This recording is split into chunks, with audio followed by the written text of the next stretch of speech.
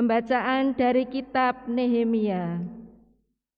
Sesudah kembali dari pembuangan, orang-orang Israel telah menetap kembali di kota-kota mereka. Lalu pada bulan ke-7 berkumpullah seluruh rakyat di lapangan di muka gerbang air di Yerusalem. Mereka meminta kepada Ezra ahli kitab supaya membawa kitab Taurat Musa, yakni kitab hukum yang diberikan Tuhan kepada Israel.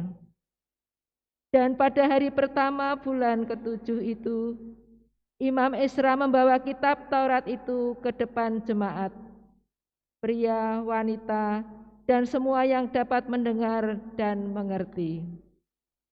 Ia membacakan beberapa bagian dari kitab itu di halaman gerbang air, dari pagi sampai tengah hari, di depan pria, wanita, dan semua orang yang dapat mengerti. Dengan penuh perhatian seluruh umat mendengarkan pembacaan kitab Taurat itu. Adapun Ezra ahli kitab berdiri di atas mimbar kayu yang dibuat khusus untuk peristiwa itu. Ia membuka kitab itu di depan mata seluruh umat, karena ia berdiri lebih tinggi dari semua orang. Pada waktu itu, ia membuka kitab, semua orang bangkit berdiri. Lalu Ezra memuji Tuhan Allah yang Maha Agung. Dan semua orang menjawab, amin, amin, sambil mengangkat tangan. Kemudian mereka berlutut dan sujud menyembah Tuhan dengan muka sampai ke tanah. Para Lewi menjelaskan hukum itu kepada jemaat, sementara rakyat berdiri di tempatnya. Bagian-bagian kitab Taurat Allah dibacakan dengan jelas, dengan diberi keterangan-keterangan sehingga pembacaan dimengerti. Lalu Nehemia, kepala daerah, dan Imam Ezra, ahli kitab, serta orang-orang Lewi yang mengajar jemaat berkata kepada seluruh hadirin, hari ini adalah kudus bagi Tuhan Allahmu. Kalian jangan berduka cita dan menangis, karena semua orang itu menangis ketika mendengar kalimat-kalimat Taurat. Lalu berkatalah Nehemia kepada mereka, pergilah, makanlah sedap-sedapan dan minuman-minuman manis, dan berikanlah sebagian kepada mereka yang tidak sedia apa-apa. Sebab hari ini kudus bagi Tuhan kita. Janganlah bersusah hati, tetapi bersukacitalah karena Tuhan. Sebab sukacita karena Tuhanlah perlindunganmu. Juga orang-orang Lewi menyuruh semua orang itu diam dengan kata-kata, tenanglah, hari ini hari kudus, jangan bersusah hati. Maka pergilah semua orang untuk makan dan minum, untuk membagi-bagi makanan dan pesta ria, karena mereka mengerti segala sabda yang diberitahukan kepada mereka. Demikianlah sabda Tuhan. Syukur kepada Allah. Titah Tuhan tepat menyenangkan hati. Titah Tuhan tepat menyenangkan hati. Taurat Tuhan itu sempurna, menyegarkan jiwa. Peraturan Tuhan itu teguh, memberikan hikmat kepada orang bersahaja. Titah Tuhan tepat menyenangkan hati. Titah Tuhan itu tepat menyukakan hati. Perintah Tuhan itu murni, membuat mata ceria. Titah Tuhan tepat menyenangkan hati. Takut akan Tuhan itu suci, tetap untuk selama-lamanya. Hukum-hukum Tuhan itu benar, adil selalu. Titah Tuhan tepat menyenangkan hati.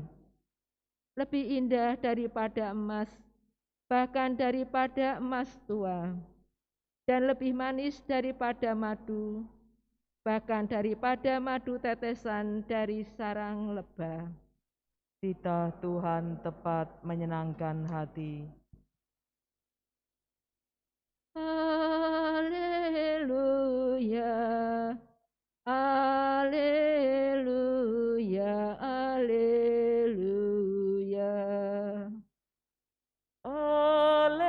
Haleluya, haleluya, haleluya. Kerajaan Allah sudah dekat. Bertobatlah dan percayalah kepada Injil. Haleluya, haleluya, haleluya.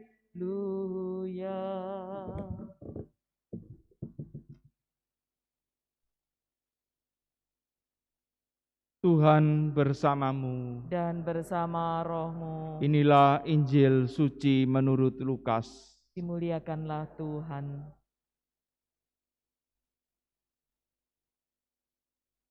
Pada waktu itu, Tuhan menunjuk 72 murid. Ia mengutus mereka berdua-dua mendahuluinya ke setiap kota dan tempat yang hendak dikunjunginya. Berkatalah ia kepada mereka, "Tuaian banyak, tetapi pekerjanya sedikit. Sebab itu mintalah kepada Tuhan yang empunya tuaian, agar ia mengirimkan pekerja-pekerja ke tuaian itu. Pergilah, camkanlah, aku mengutus kalian seperti anak domba ke tengah-tengah serigala. Janganlah membawa pundi-pundi atau bekal atau kasut, dan janganlah memberi salam kepada siapapun selama dalam perjalanan. Kalau memasuki suatu rumah, katakanlah lebih dahulu, damai sejahtera bagi rumah ini.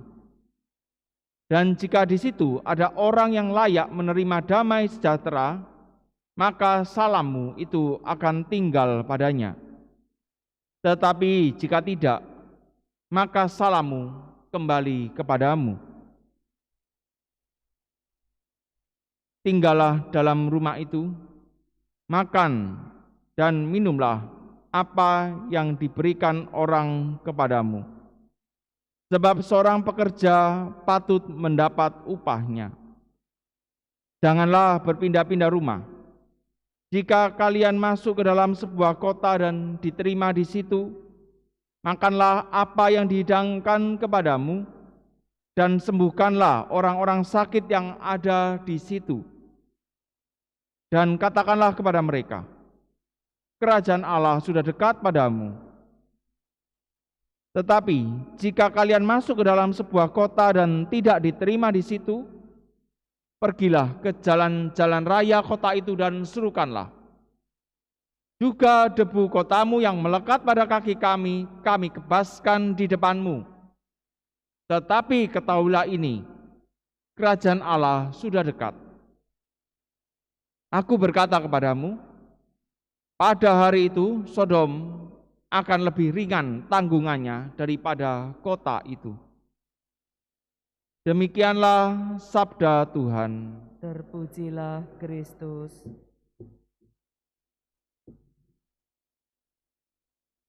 Aku mengutus kalian seperti anak domba di tengah-tengah serigala. Saudara-saudari yang terkasih dalam Kristus, sebagai orang Kristiani, sebagai orang Katolik, ternyata Yesus menggambarkan hidup kita itu seperti seekor anak domba di tengah-tengah serigala. Ada begitu banyak tantangan dan persoalan yang akan kita hadapi di dalam perjalanan hidup kita sebagai orang Katolik, sebagai orang Kristiani.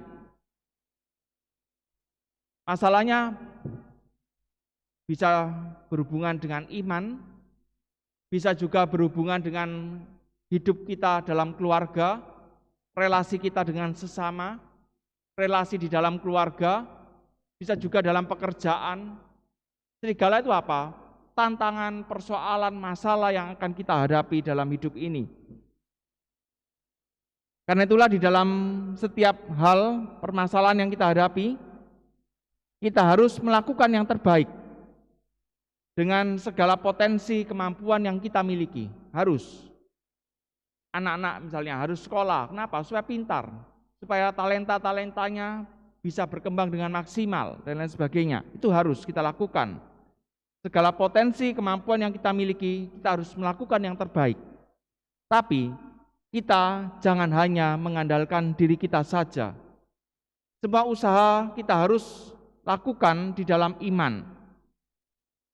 Ketika kita melakukan yang terbaik, kita harus punya sikap bahwa apapun aku lakukan yang terbaik, semuanya saya serahkan kepada Allah. Kita harus bergantung total dan berharap hanya kepada Tuhan saja. Jangan hanya mengandalkan diri sendiri. Semua berkat berasal dari Tuhan, dan yang memberikan kekuatan dan kemampuan kita juga adalah Tuhan sendiri. Karena itulah dalam setiap persoalan jangan takut. Jangan merasa bahwa semuanya sudah selesai, habis dan lain sebagainya. Jangan takut, tetapi andalkan Tuhan saja. Lakukan yang terbaik, berdoa dan berharaplah kepada Allah.